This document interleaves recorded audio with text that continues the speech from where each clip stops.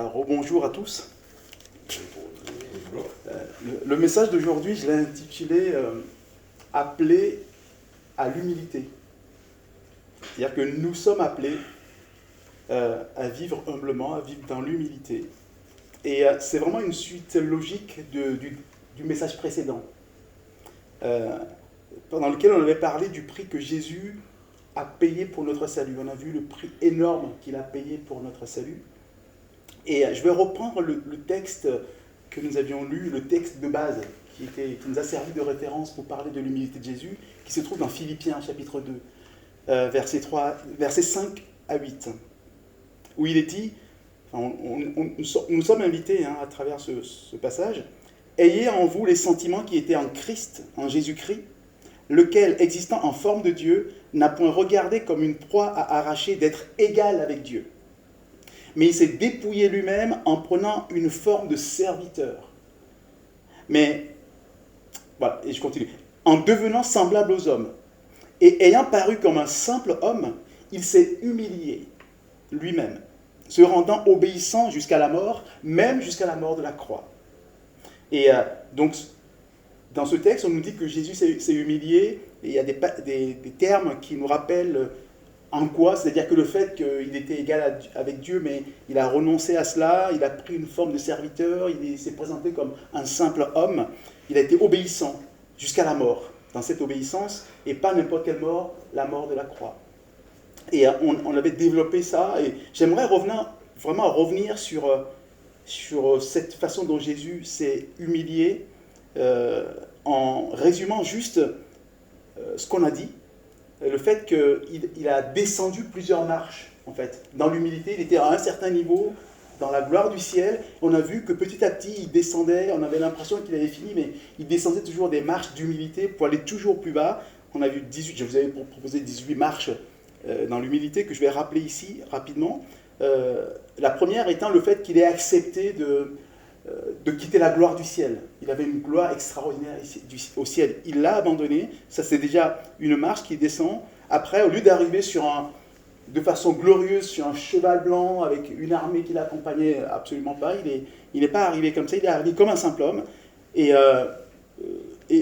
ça n'a pas suffi. C'est-à-dire qu'il aurait pu arriver comme un homme fait, mais il va quand même naître d'une femme. C'est-à-dire qu'il va prendre la forme d'un bébé, c'est-à-dire l'état le plus vulnérable et le plus fragile de l'être humain. Il va accepter cela, et comme si cela ne suffisait pas, il ne va pas naître dans une famille royale, mais plutôt dans une famille de charpentiers, vraiment une famille modeste. C'est le choix qu'il fait. Et pourtant, il avait le choix de faire mieux que ça, et maintenant qu'il naît dans une famille si modeste, il ne va même pas naître dans une maison, il va naître dans une étable, dans une crèche, c'est-à-dire dans la mangeoire des animaux, où les animaux bavent en mangeant. Voilà, il accepte ça.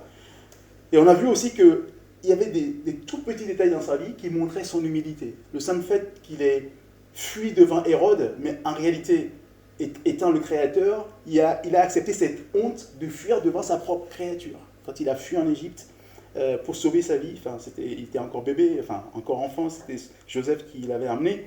Et puis quand il revient d'Égypte, quand il allait commencer plutôt son ministère, au lieu de choisir une ville, même avant son ministère, il a habité plutôt Nazareth. Il ne choisit pas Jérusalem, la cité de David, la cité royale. Il va choisir Nazareth, qui n'était pas n'importe quelle ville, mais une ville méprisée en Israël. C'est ce qu'il choisit c'est là où il choisit de vivre. Il va encore descendre plus bas, il va accepter le baptême en se mettant dans la file des personnes repentantes, honteuses, qui avaient la tête baissée pour aller se faire baptiser. Jésus accepte cette condition, il se fait baptiser, et pendant tout son ministère, il n'aura pas vraiment d'endroit où reposer sa tête. Donc on pourrait l'appeler aujourd'hui un SDF, c'est pas vraiment la condition la plus glorieuse, mais il accepte ça, et il a accepté d'être méprisé durant toute sa vie, insulté, on l'a traité de démoniaque, on l'a traité de fou, et pourtant c'était le Fils de Dieu. Et quand il va venir à Jérusalem de façon décisive pour sa dernière mission, il ne vient pas non plus sur un cheval de façon glorieuse, il va monter sur un âne, ce qu'il y a de plus humble comme monture. C'est ce qu'il accepte de faire. Et quand il va prendre le dernier repas avec ses disciples, à la fin, il va se mettre à leur laver les pieds. Lui, le Seigneur. Il lave les pieds de ses disciples. Vraiment, c'est extraordinaire. Et après, il va être livré par un ami, par n'importe qui, un disciple, un ami, quelqu'un à qui on a confiance. Il accepte cette humiliation d'être livré, d'être trahi par un ami. Et puis on va le traiter comme un brigand. Il accepte cette condition aussi. Il est arrêté comme un brigand. Et après, jugé pire qu'un meurtrier, c'est un meurtrier qui va être libéré au lieu de lui, parce qu'on a considéré qu'il était pire qu'un meurtrier. Et puis il sera abandonné par tous ses disciples. Non seulement abandonné, mais même renié par l'un des plus proches disciples. Et le clou, on va dire, enfin, le sommet de cette humiliation va être la passion. Là où il va vraiment souffrir, où il va être battu de verge, va recevoir des crachats, des coups, même des coups de poing dans la figure, des moqueries, on se moque de lui, et des moqueries si cruelles qu'on va même lui mettre une couronne d'épines. Sur cette couronne, on va taper avec un roseau de façon à ce que les épines entrent dans la chair. Vous imaginez la souffrance, la douleur qu'il pouvait ressentir. Et puis après ça, il fallait qu'il porte la croix. Une croix lourde qu'à un moment donné, il n'arrivait plus à porter tellement il était épuisé avec tout ce qu'il avait subi. Il descendait comme ça de plus en plus dans la souffrance. Et imaginez aussi la crucifixion où on va prendre des clous en fer forgé pour les planter dans la chair. Vraiment, avec le sang qui gicle, ça devait être vraiment quelque chose d'horrible. Et non seulement, une fois qu'il est cloué sur cette croix, en pleine souffrance, on continue à l'injurier, à se moquer de lui en lui demandant de descendre de la croix. Et nous avons dit que nous sommes tous conscients qu'il était capable de descendre de la croix pour confondre tout le monde. Tous ceux qui se moquaient de lui en bas, ils pouvaient descendre de la croix, mais que finalement, au fond, ils ne pouvaient pas descendre, non pas à cause des clous en fer forgé, mais on a parlé d'autres clous qui vraiment le retenaient. Le premier étant nos péchés qui l'empêchaient de descendre, et ensuite son amour pour nous qui l'empêchait de descendre, ce deuxième clou, et un troisième clou qui était son obéissance à son Père, qui était une obéissance totale. Et la pire des souffrances à laquelle on ne pense pas toujours, c'est l'abandon de son Père. Quand le Père va l'abandonner parce qu'il était fait pécher. Il a vécu cet abandon alors que pendant toute l'éternité, c'était tout le temps en communion. On va dire que c'est vraiment le point culminant de sa passion. Et pour terminer, le dernier point, la dernière marche qui va descendre, c'est la mort. La mort sur la croix. Cette mort, c'était la mort la plus humiliante, la plus infamante de l'époque. Et c'est celle-là qu'il a choisie. Voilà. Donc nous nous rendons compte à quel point le prix payé pour notre salut est élevé. Et c'était surtout l'humiliation de notre Seigneur qui nous apporte aujourd'hui le salut. Et quelle humiliation quand on la considère bien. Et je dirais aussi, et quelle humilité pour accepter une telle humiliation. Et c'est pour ça qu'aujourd'hui, j'aimerais que nous parlions vraiment de l'humilité. Pourquoi nous sommes appelés à vivre dans l'humilité, à suivre l'exemple de notre Seigneur. Et je vais revenir sur le texte de tout à l'heure, qui va toujours nous servir de base pour parler d'humilité, mais en replaçant ce texte dans un contexte plus général. C'est-à-dire que je vais lire à partir du verset 3 et finir au verset 11, toujours dans Philippiens chapitre 2, où il nous est dit, donc nous sommes invités à cela, ne faites rien par esprit de parti ou par vaine gloire, mais que l'humilité vous fasse regarder les autres comme étant au-dessus de vous-même. Que chacun de vous, au lieu de considérer ses propres intérêts, considère aussi ceux des autres.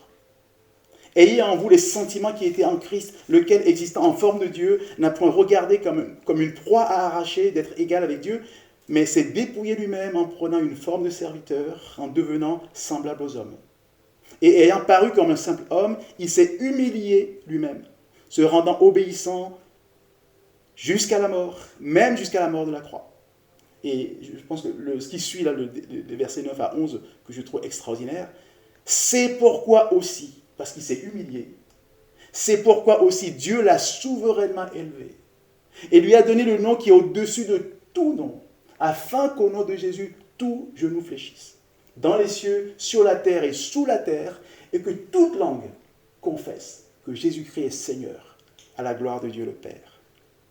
Et vraiment, on va revenir tout à l'heure sur ce passage-là. Nous avons vu à quel point Jésus s'est humilié, et la conséquence de ça, ça a été son élévation. Dieu l'a souverainement élevé parce qu'il s'est humilié. Et la preuve de cette élévation, ça a été sa résurrection et sa glorification ensuite dans le ciel. Et nous avons, et c'est ce que nous venons de lire des versets 9 à 11, hein, Dieu l'a souverainement élevé parce qu'il s'est humilié. Et l'apôtre Jean a pu voir, au moins a eu un aperçu de cette glorification dans le ciel. Et quand il a eu cette vision que Dieu lui donne dans le livre de l'Apocalypse, nous allons voir au chapitre 5, versets 11 à 13, ce que Jean a vu concernant cette glorification de Jésus dans le ciel. Et Jean dit, « Je regardais et j'entendis la voix de beaucoup d'anges autour du trône et des êtres vivants et des vieillards, et leur nombre était des myriades de myriades et des milliers de milliers.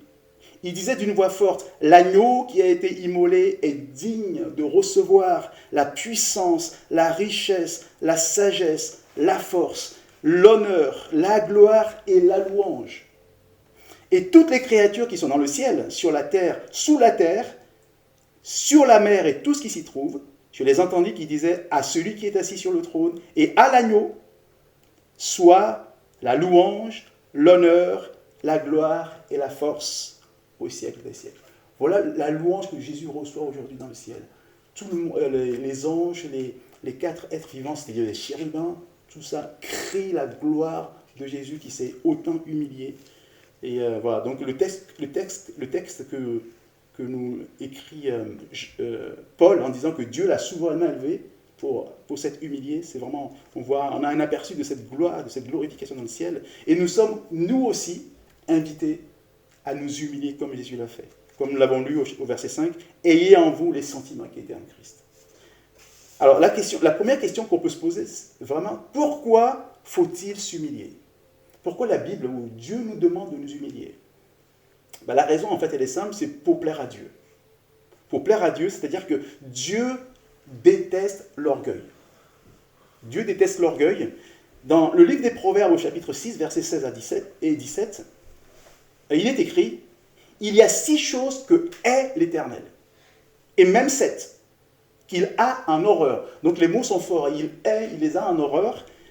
Et on dit, donc 6 choses, 7 choses, les yeux hautains, la langue menteuse, les mains qui répandent le sang innocent, etc. Mais ce que nous remarquons, c'est que la première chose que Dieu a en horreur, c'est les yeux hautains, c'est-à-dire l'orgueil. C'est vraiment ce que Dieu déteste en premier. Et toujours dans ce livre des Proverbes, au chapitre 16, verset 5, il est écrit « Tout cœur hautain est en abomination à l'Éternel. » C'est-à-dire que les mots sont forts. Dieu a ça en horreur, il a ça en abomination. L'orgueil. Et à votre avis, qui a été le premier à avoir eu le cœur hautain? Effectivement, Satan. Satan, j'aimerais vous lire Ézéchiel chapitre 28, versets 11 à 17. On va voir qui il était, cet ange. « La parole de l'Éternel me fut adressée en ces mots. Fils de l'homme, prononce une complainte sur le roi de Tyr. Tu lui diras, ainsi parle le Seigneur l'Éternel. Tu mettais le sceau à la perfection, tu étais plein de sagesse, parfait en beauté. Tu étais en Éden, le jardin de Dieu. Tu étais couvert de toute espèce de pierres précieuses, de sardoine, de topaze, de diamant, de chrysolite, d'onyx, de jaspe, de saphir, d'escarboucle, d'émeraude et d'or. » Extraordinaire. Hein? Tes tambourins et tes flûtes étaient à ton service, préparés pour le jour où tu fus créé. Tu étais un chérubin protecteur aux ailes déployées. Je t'avais placé, tu étais sur la sainte montagne de Dieu. Tu marchais au milieu de pierres étincelantes. Tu as été intègre dans tes voies depuis le jour où tu fus créé jusqu'à celui où l'iniquité a été trouvée chez toi. Par la grandeur de ton commerce, tu as été rempli de violence et tu as péché. Je te précipite de la montagne de l'Éternel, de la montagne de Dieu, et je te fais disparaître, chérubin protecteur du milieu des pierres étincelantes. Ton cœur s'est élevé à cause de ta beauté, et tu as corrompu ta sagesse par ton éclat. Je te jette par terre, je te livre en spectacle au roi. Donc là, ce passage nous montre à quel point cet ange, ce chérubin protecteur était beau, couvert de pierres précieuses, il devait être magnifique. Et ça lui est monté à la tête. Il est devenu orgueilleux. Et Ésaïe va nous préciser le péché, enfin son péché précisément, justement, c'est Ésaïe chapitre 14, versets 12 à 15, où il est écrit « Te voilà tombé du ciel, astre brillant, fils de l'aurore, tu es abattu à terre, toi le vainqueur des nations. Tu disais en ton cœur, je monterai au ciel, j'élèverai mon trône au-dessus des étoiles de Dieu, je m'assiérai sur la montagne de l'assemblée à l'extrémité du septentrion. Je monterai sur le sommet des nues, je serai semblable au Très-Haut. Mais tu as été précipité dans le séjour des morts, dans les profondeurs de la fosse. » Donc il s'agit de Lucifer, cet ange de lumière qui a eu tellement d'orgueil par rapport à sa beauté, et qu'il a été, Dieu l'a précipité, Dieu l'a abaissé. Il est devenu Satan, que nous connaissons, l'adversaire. Et donc on voit bien que les conséquences de l'orgueil, c'est l'abaissement. Celui qui s'élève, Dieu l'abaisse. Et Satan s'est tellement élevé que Dieu l'a abaissé complètement à terre. Et pour nous, par exemple, il peut y avoir une conséquence dans l'orgueil aussi, c'est que Dieu n'exauce pas nos prières. Si on n'est pas humble, Dieu n'exauce pas nos prières. L'apôtre Pierre nous le dit clairement dans sa première lettre, au chapitre 5, versets 5 et 6. « Et tous, dans vos rapports mutuels, revêtez-vous d'humilité. Car Dieu résiste aux orgueilleux, mais il fait grâce aux humbles. Humiliez-vous donc sous la puissante main de Dieu, afin qu'il vous élève au temps convenable. » Donc Dieu n'aime pas les orgueilleux, il résiste aux orgueilleux. Donc quand on a beau prier, si on est orgueilleux, Dieu résiste. Voilà. Donc on a vu pourquoi en fait il est important pour nous de nous humilier, parce que Dieu aime l'humilité, Dieu déteste l'orgueil. Maintenant concrètement, comment on le fait? Quand on a pris conscience qu'on doit s'humilier devant Dieu, mais en fait la Bible nous donne toutes les réponses. Hein. Le passage que nous avons lu dans Philippiens chapitre 2, versets 3 et 4 nous dit clairement « Ne faites rien par esprit de parti ou par vaine gloire, mais que l'humilité vous fasse regarder les autres comme étant au-dessus de vous-même. Que chacun de vous, au lieu de considérer ses propres intérêts, considère aussi ceux des autres. » Et ça, c'est pas évident. La Bible nous demande de considérer les autres comme étant au-dessus de nous. C'est comme ça que commence l'humilité. Et aussi de considérer les intérêts des autres, plutôt que de ne considérer que ses propres intérêts. C'est vraiment les deux clés pour s'humilier, c'est commencer à considérer que l'autre est au-dessus de moi. Toute personne qui est en face de moi, je considère elle est au-dessus de moi, et je vais considérer ses intérêts. Notamment en rendant service aux autres. Si on n'est pas homme, on ne peut pas rendre service. C'est l'humilité qui nous amène aussi à rendre service. Dans Luc chapitre 22, versets 24 à 26, nous avons ce passage qui nous dit « Il s'éleva aussi parmi les apôtres une contestation, lequel d'entre eux devait être considéré comme le plus grand. Jésus leur dit, les rois des nations les maîtrisent, et ceux qui les dominent sont appelés bienfaiteurs. Qu'il n'en soit pas de même pour vous, mais que le plus grand parmi vous soit comme le plus petit, et celui qui gouverne comme celui qui sert. » Le service, c'est vraiment important. C'est parce qu'on se met au service des autres qu'on montre son humilité. Mais attention, parfois le service peut devenir une occasion d'orgueil. Ça peut être, on peut s'enorgueillir de rendre service. Et donc le texte nous dit, que nous avons lu aussi dans Philippiens, c'est « Ne faites rien par esprit de parti ou par vaine gloire ». C'est-à-dire qu'il y a des gens qui rendent service, mais par gloire, pour la gloire personnelle, pour qu'on voit qu'ils sont en train de rendre service. On voit ça beaucoup dans les églises, où en fait le service devient une occasion de gloire personnelle. Et on va essayer de faire des choses qui sont trop élevées pour nous. On va s'occuper des tâches qui sont trop élevées pour nous, mais là, nous devons plutôt regarder, par exemple, le roi David, qui nous donne un exemple, qui dit dans le psaume 131, verset 1, « Éternel, je n'ai ni un cœur qui s'enfle, ni des regards hautains. Je ne m'occupe pas des choses trop grandes ou trop relevées pour moi. » Parfois, l'orgueil, en voulant rendre service, on va se mettre à faire des choses trop relevées pour nous.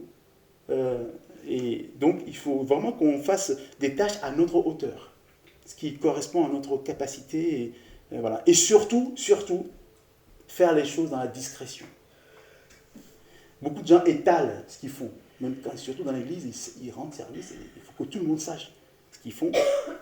Mais Jésus nous dit qu'en fait, on étale ce qu'on fait, en fait, on obtient tout de suite sa récompense. On n'aura pas de récompense plus tard avec Dieu. Dans Matthieu chapitre 6, dans les 4 premiers versets, Jésus dit « Gardez-vous de pratiquer votre justice devant les hommes pour en être vus. Autrement, vous n'aurez point de récompense auprès de votre Père qui est dans les cieux.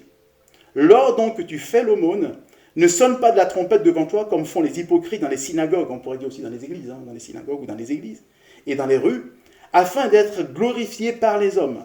Je vous le dis en vérité, ils reçoivent leur récompense. Mais quand tu fais l'aumône, que ta main gauche ne sache pas ce que fait ta main droite, afin que ton aumône se fasse en secret. Et ton Père qui est dans le secret te le rendra. » Voilà. Et vraiment, Jésus nous met en garde contre ce qu'on pourrait appeler l'orgueil spirituel, qui peut facilement monter de différentes façons, de toute façon, de différentes façons. Jésus nous met toujours en garde. Dans ce même chapitre, il va plus loin, quand je lis les versets 5 et 6, il dit « Lorsque vous priez, ne soyez pas comme les hypocrites qui aiment à prier debout dans les synagogues, ou je dirais encore aussi dans les églises, et au coin des rues, pour être vus des hommes. Je vous le dis, ils reçoivent leur récompense. Mais quand tu pries, entre dans ta chambre, ferme ta porte et prie ton Père qui est là, dans le lieu secret, et ton Père qui voit dans le secret te le rendra. » Ça ne veut pas dire qu'on n'a pas le droit de prier dans l'église, qu'on ne peut prier que dans sa chambre, mais on peut prier avec discrétion dans l'église, c'est-à-dire, discrétion, il faut bien que les gens entendent, mais dans une attitude où on ne cherche pas à impressionner les gens. Il y a des gens qui font des longues prières, pour que tout le monde voit à quel point ils sont spirituels. Voilà. Jésus nous dit non, plutôt de la discrétion, et il va plus loin dans un dernier exemple qu'il nous donne dans ce passage, versets 16 à 18. Jésus dit, lorsque vous jeûnez, ne prenez pas un air triste comme les hypocrites qui se rendent le visage tout défait pour montrer aux hommes qu'ils jeûnent. Je vous le dis en vérité, ils reçoivent leur récompense. Mais quand tu jeûnes, parfume ta tête et lave ton visage afin de ne pas montrer aux hommes que tu jeûnes. Mais à ton Père qui est là dans le lieu secret, et ton Père qui voit dans le secret te le rendra. Ça aussi, on le voit parfois, il y a des gens qui, quand ils jeûnent dans l'église, tout le monde le sait. Ils sont abattus, ils font sentir qu'ils sont en train de jeûner. Voilà. Et ça, Jésus dit, ça ne sert à rien. Quand tu jeûnes, on ne doit même pas le savoir, tu le fais discrètement. Et même si, sauf si on décide ensemble de faire l'église jeûne ensemble, mais parfois les gens, quand ils font un jeûne personnel, toute l'église le sait. On les voit, ils montrent leur misère, comment c'est dur que je jeûne. Voilà. Mais Jésus dit non, mais il ne faut pas qu'on le sache. Ton Père seulement doit le savoir. Sinon, c'est de l'orgueil spirituel. Donc, on a plusieurs occasions de chuter dans l'orgueil. Et Jésus étant un grand pédagogue, quand il enseigne, il donne des exemples concrets. Ces leçons sont concrètes. Par exemple, sur l'humilité, il nous donne une leçon dans Luc chapitre 14, versets 7 à 11, où Jésus adressa ensuite une parabole aux conviés, en voyant qu'ils choisissaient les premières places.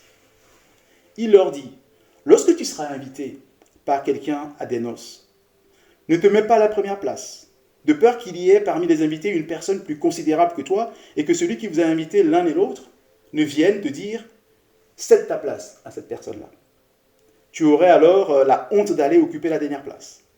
Mais lorsque tu seras invité, va te mettre à la dernière place, afin que quand celui qui t'a invité viendra, il te dise « mon ami, monte plus haut ».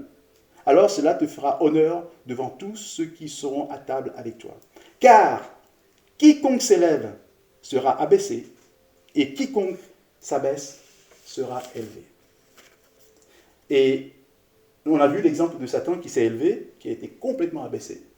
C'est vraiment un exemple très clair pour nous. Et Jésus, toujours dans sa pédagogie, va lui-même montrer l'exemple. C'est ce que nous avons vu quand il a lavé les pieds de ses disciples. Vraiment quelque chose de complètement fou, que le Seigneur lave les pieds de ses apôtres. Et après l'avoir fait, il va leur expliquer. Jean chapitre 13, versets 12 à 17. Après qu'il leur eut lavé les pieds et qu'il eut pris ses vêtements, il se remit à table et leur dit « Comprenez-vous ce que je vous ai fait ? Vous m'appelez Maître et Seigneur. Et vous dites bien, car je le suis. Si donc je vous ai lavé les pieds, moi, le Seigneur et le Maître, vous devez aussi vous laver les pieds les uns aux autres. Car je vous ai donné un exemple, afin que vous fassiez comme je vous ai fait. En vérité, je vous le dis, le serviteur n'est pas plus grand que son maître, ou que son Seigneur, ni l'apôtre plus grand que celui qui l'a envoyé. Si vous savez ces choses, vous êtes heureux, pourvu que vous les pratiquiez. Pourvu que vous les pratiquiez. Souvent, nous avons des connaissances comme ça, on sait qu'il faut faire ça, il faut faire ci. Mais Jésus dit ce qui compte, ce n'est pas de le savoir, mais c'est de mettre en pratique, c'est de pratiquer. Donc nous devons vraiment, dans notre vie quotidienne, nous devons mettre ces choses-là vraiment en pratique. Par exemple, moi je pense l'exemple parce que pour moi c'est quelque chose qui est difficile. C'est en voiture, par exemple, quand je laisse passer quelqu'un devant moi, quelqu'un je dirais, qui fait le malin, qui essaie de passer devant, et pouvoir laisser passer en disant, bah oui, ok, d'accord, cette personne est au-dessus de moi, elle passe. Ça, c'est vraiment des choses que nous devons travailler.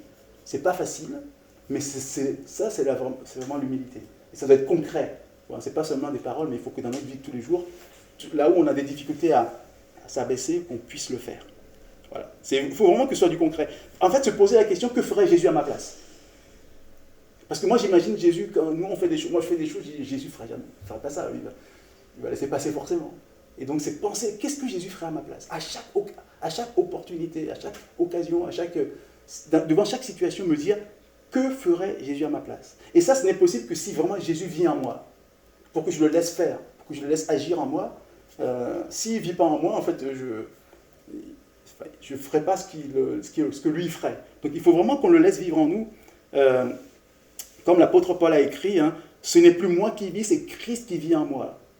Galates chapitre 2, verset 20, c'est vraiment ce que nous devrions arriver à faire, à dire aussi, que Jésus vienne vivre en nous, pour que dans les occasions où on doit montrer de l'humilité, que ça se fasse naturellement, parce que c'est Jésus qui va le faire en nous. Voilà. Donc, et ça, concrètement, comment on arrive à ça? C'est développer de plus en plus d'intimité avec Jésus. Par deux choses très très concrètes, la prière et la méditation de la parole de Dieu. Plus on prie, plus on médite la parole de Dieu, plus on devient intime avec Jésus. Et plus il vient vivre en nous, plus il pourra agir en nous. Donc c'est vraiment du concret. Et donc je vais conclure vraiment juste par... la conclusion, ce sera une exhortation de l'apôtre Paul. Quand il écrit sa lettre aux Romains, au chapitre 12, j'aimerais vous lire les versets 3 et 16 qui seront notre conclusion, c'est parce que ça dit tout. Donc Paul écrit, « Par la grâce qui m'a été donnée, je dis à chacun de vous de n'avoir pas de lui-même une trop haute opinion, mais de revêtir des sentiments modestes selon la mesure de foi que Dieu a départie à chacun. » Et verset 16, « Ayez les mêmes sentiments les uns envers les autres. N'aspirez pas à ce qui est élevé, mais laissez-vous attirer par ce qui est humble. » Amen.